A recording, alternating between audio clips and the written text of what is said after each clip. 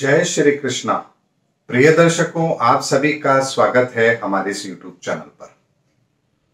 दर्शकों, श्राद्ध पक्ष अब खत्म होने वाले हैं, नवरात्रे आरंभ होने वाले हैं और आप लोग जानते हैं कि नवरात्रा जैसे ही आरंभ होते हैं उसके बाद से बाजार में एक रौनक आती है दीपावली की।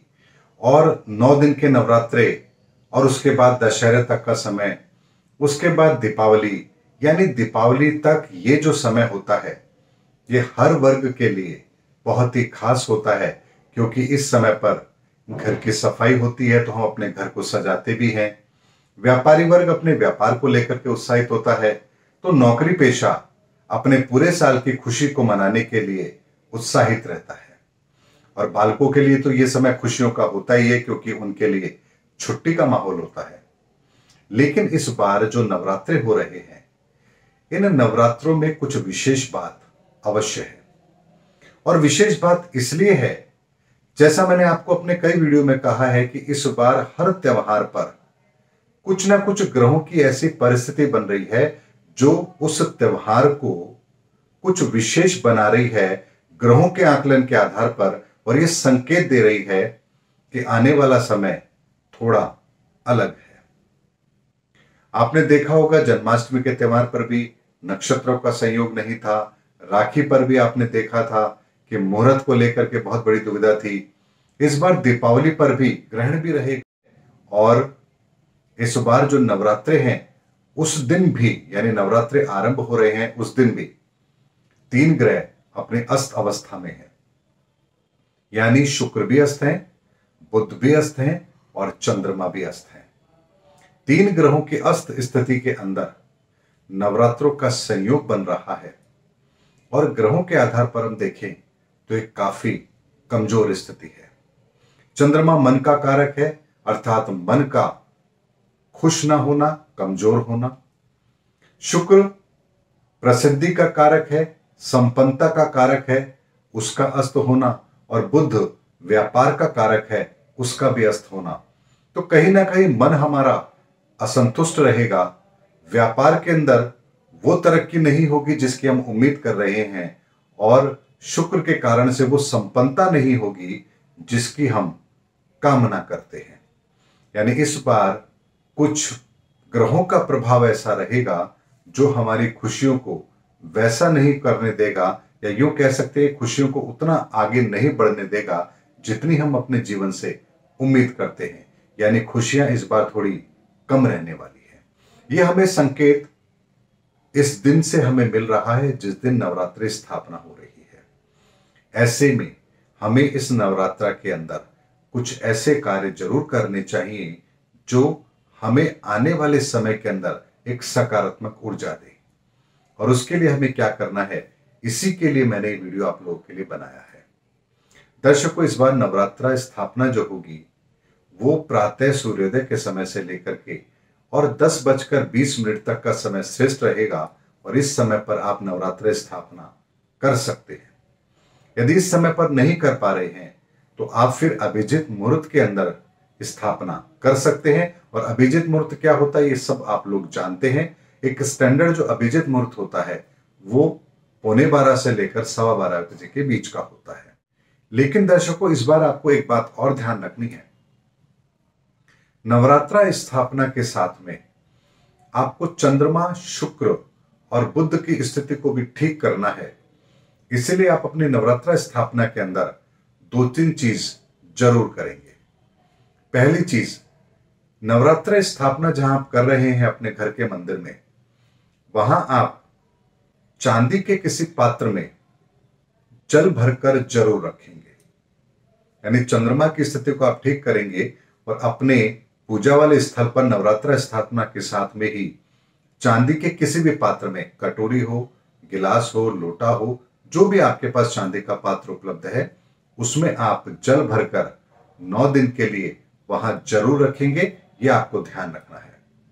उसमें यदि आप गंगा जल भर के रख सके तो बहुत अच्छी बात है, लेकिन अगर गंगा जल उपलब्ध ना हो तो आप साफ पीने का पानी उसमें भर के रख सकते हैं। और 9 दिन आपको वो पानी वैसे ही रखना है, और 9 दिन के बाद उस पानी को आपको पेड़ पर चढ़ा देना है। पहला काम आप ये करेंगे।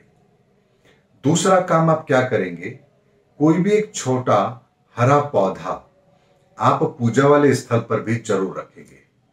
यानी अगर आपने कोई मनी प्लांट लगाया हुआ है तो एक छोटा सा मनी प्लांट आप पूजा वाले स्थल पर रखिए। यदि आप ज्वारे उगाते हैं, यानी कि 2 कुंडों के अंदर आप जौ उगाते हैं माता की पूजा के साथ में, ऐसा बहुत लोग करते हैं, तो आपको अतिरिक्त कुछ करने की आवश्यकता नहीं है, मात्र आप इतना सा कीजिए। यदि आप मान लीजिए कोई हरा पौधा अपने मंदिर में नहीं रख सकते हैं, जौ भी आप नहीं लगा सकते हैं, तो आप 9 इलायची एक हरे कपड़े में बांध करके पूजा स्थल पर आप जरूर रखिए नवरात्र के समय 9 दिन के लिए। और उसके पश्चात इन 9 इलायचियों को आप अपने घर के अंदर जो प्रसाद बनाएंगे उसमें आप प्रयोग कर सकते हैं। उसके अलावा दर्शकों, तीसरा आपको काम एक और करना है। 9 दिन के नवरात्रों में आपको धूप बत्ती अवश्य जलानी है। यानी जब भी आप पूजा करेंगे उस समय आप धूप बत्ती अवश्य जलाएंगे 9 दिन नवरात्रों के अंदर।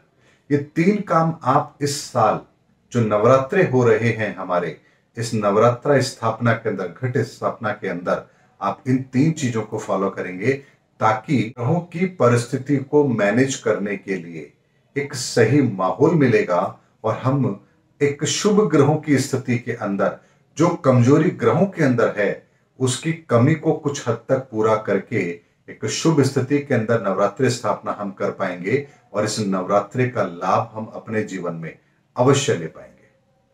दर्शकों, जब से नया साल लगा है, मैं विक्रम संवत्सर की बात कर रहा हूं, तब से लेकर अब तक के जितने भी त्योहार आ रहे हैं उनमें कहीं ना कहीं कुछ ना कुछ दुविधा की स्थिति अवश्य बन रही है।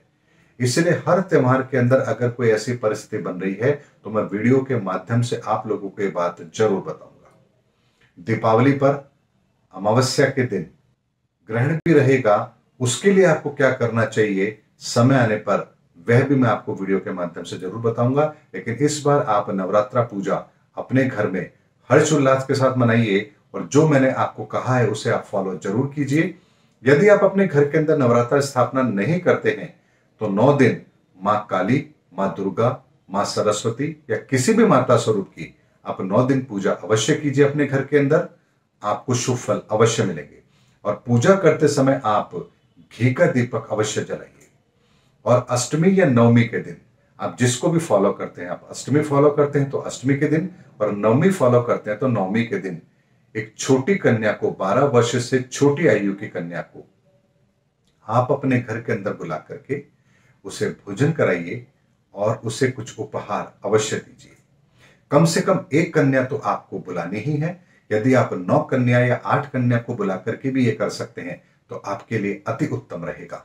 लेकिन अष्टमी या नवमी के दिन एक कन्या को कम से कम अपने घर बुला करके उसे भोजन कराकर उसे कुछ उपहार अवश्य दीजिए और माता स्वरूप मान करके उसका आशीर्वाद आप जरूर लीजिए। फिर देखिए दर्शकों, माता की कृपा भी आप पर होगी और नवरात्रा के शुभ फल भी आपको मिलेंगे और आपकी ग्रह स्थिति को भी ठीक करने में आपको बहुत बड़ी मदद अवश्य मिलेगी। उम्मीद करता हूं दर्शकों, इस वीडियो के अंदर मैंने आपको नवरात्रों के संदर्भ में एक सटीक जानकारी डिटेल में देने की कोशिश की है और मुझे लगता है कि इसके बाद आपके मन में कोई संशय नहीं रहेगा। लेकिन यदि फिर भी कोई संदेह आपके मन में है तो आप कमेंट्स बॉक्स में मुझे लिख सकते हैं या मुझे व्हाट्सएप पर मैसेज भी कर सकते हैं। मैं आपको इसके संदर्भ में जो आपका प्रश्न है उसका उत्तर आपको अवश्य दूंगा। हो सकता है थोड़ा विलंब हो जाए, 1 दिन का विलंब हो जाए, लेकिन आपको उत्तर अवश्य मिलेगा। उम्मीद करता हूं दर्शकों, मेरा वीडियो आपको जरूर पसंद आया होगा। अगले वीडियो में आपसे फिर भेंट होगी, तब तक हमारे चैनल पर बने रहिए। जय हिंद, जय भारत।